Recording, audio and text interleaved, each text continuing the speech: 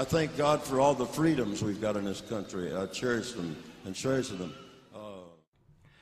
Hello folks, I'm Johnny Cashflow, and I just finished watching some videos on a demonstration that occurred near where I live in Central Virginia, a place called Lee Park. It is a park in Charlottesville, Virginia. It has a statue of Robert E. Lee, and there's also a statue in Jackson Park near there of Andrew Jackson. And these statues have been erected since the Civil War, and the city of Charlottesville has decided to tear them down and replace them. Now, Richard Spencer has organized an event where he went and he spoke, and they had a protest there, and it got a little heated with people with Confederate flags, American flags, Gadsden flags, and they were shouting, they were shouting "White Lives Matter." In one video I saw, they were shouting "White Lives Matter." There was a black woman there giving everybody the finger, chanting back, "All Black Lives Matter, all Black Lives Matter." And then the alt-right demonstrators, I guess we'll call them, they started chanting anti-white, anti-white. And then she actually agreed. She's like, "Yes, I'm anti-white." And they were like, "Oh, we got you. Thank you for admitting it," type of thing. The whole media is casting this as a white nationalist. They are attributing it. The mayor came out and attributed it to the KKK, or likened it to the KKK, because at night they went out with tiki torches and as a group marched through the park with tiki torches, which I think was pretty dumb, but whatever. That was kind of what they did. And the media and a lot of people are saying that they were chanting Nazi slogans and Nazi stuff. And this is where I get a little frustrated, because on one hand, I didn't even know that it was happening. I would have loved to have gone and recorded it and given you guys a more... I'm not saying that I'm not biased, but I would have tried to get a more unbiased perspective, because on one hand, and this is where my issues come with Richard Spencer and the alt-right and these white nationalists, is that there's a fine line. I draw a very fine line between saying, like, yes, just as you could have black pride, that I could have white pride, just as you could be proud of your heritage, I too could be proud of my heritage. Now, I could appreciate that perspective of white nationalists. I don't have really any pride in my skin color or my heritage, because I really don't care. I have nothing to be proud of, because they're none of my accomplishments. I believe in individualism holistically, to the point where, if I didn't accomplish something, my accomplishments and my failures are my own. They're not because of my great-great-grandfather or whatever, right? So I really don't care. But there are people who do care, and that's fine, right? But then there's that line where it's a very tricky line to walk, and I don't believe Richard Spencer and his ilk even give a damn about the line. And that is that on one hand, I can defend, and I'm trying to walk that line, because on one hand I'm trying to defend white people, white nationalists, and their right to be proud of their heritage and speak their mind, and the Richard Spencers of the world who want a hegemonic, racially hegemonic nation. But then, I'll defend his right to say that. I don't agree with it, but I will defend his right to say that. But then on the other side of it is, being complicit with this kind of vitriolic rhetoric of, if you watch some of the other videos, they are... I don't want to mislabel them, because a lot of people are saying, one video said that they're Nazi slurs. There were Nazi slurs that were, or Nazi slogans that were chanted.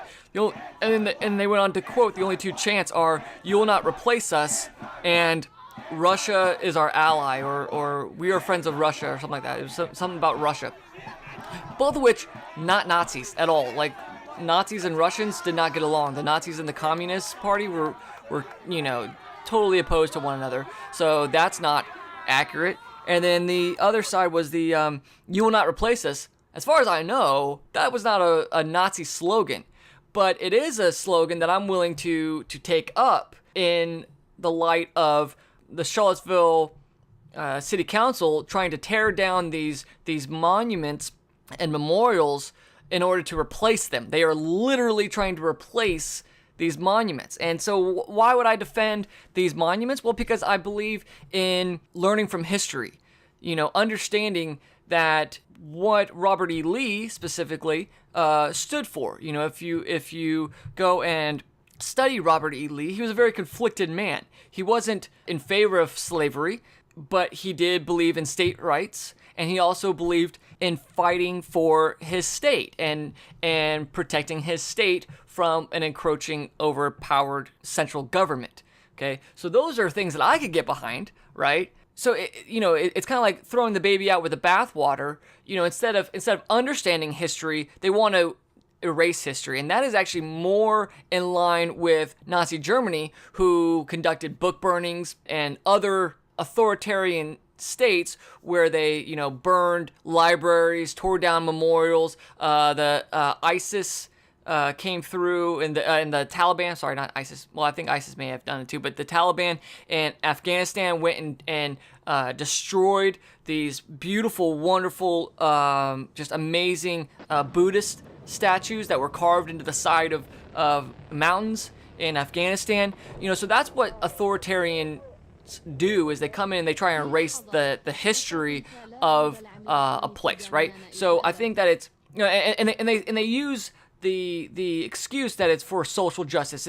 It's to protect black citizens from having to see this oppressive statue, this oppressive figure whenever they walk through the park, and instead of educating them on what Robert E. Lee stood for and understanding that he was actually against slavery, that he didn't agree with slavery, but that he believed strongly in protecting your family and protecting your home and protecting your state in defense against an encroaching nation, centralized power. I think that's important. So the answer is not to erase our history. The answer is, as always, education, better education. Because the people who want to destroy our history aren't educated. They don't understand this, or they are educated and they're using the black citizens as useful idiots to be able to push a more central power, centralized government agenda.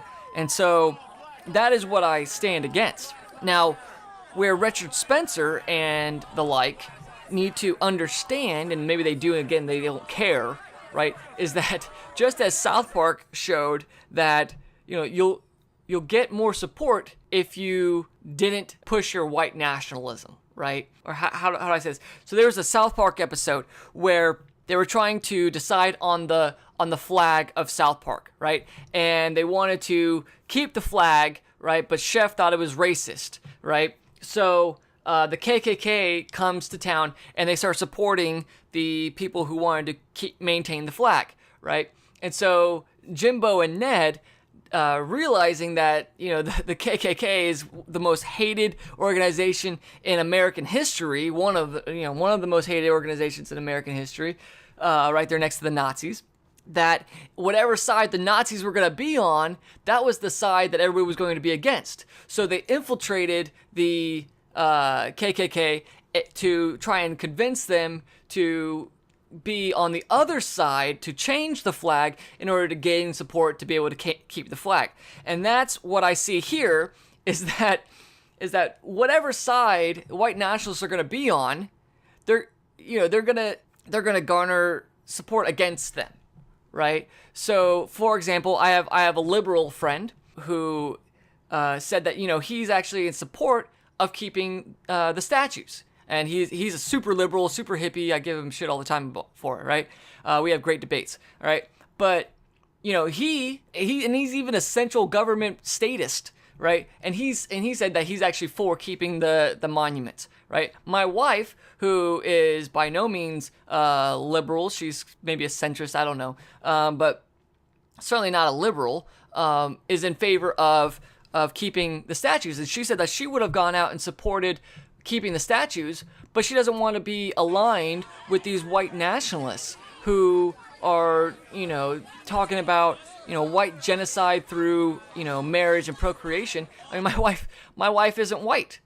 My wife is Asian. So we wouldn't be liked by those people. So it's just one of those things where you're turning off people who would otherwise support the movement by pushing this white nationalist agenda instead of staying focused on what is the intended goal of the protest. Because I would have shown up if I known about it. Also, I need to find out how to know about these things, so I'm going to try and work on that. But to be able to show up and in support of keeping the monument, but now it's all the media is surrounding the fact that you guys are a bunch of white nationalists, and so if the white nationalists are in favor of keeping this monuments, then the monuments need to go, right? That's the immediate thought of everyone. So that's what I gotta say about that. All right, so don't forget to like and subscribe if you like this video. Just wanted to make it real quick. I'm gonna edit the crap out of this and cut it down to something more palpable. And don't forget, tonight, 10 p.m., we're going to have the You Damn Millennials pod stream. And that's it. I hope to see you guys there. Cheers.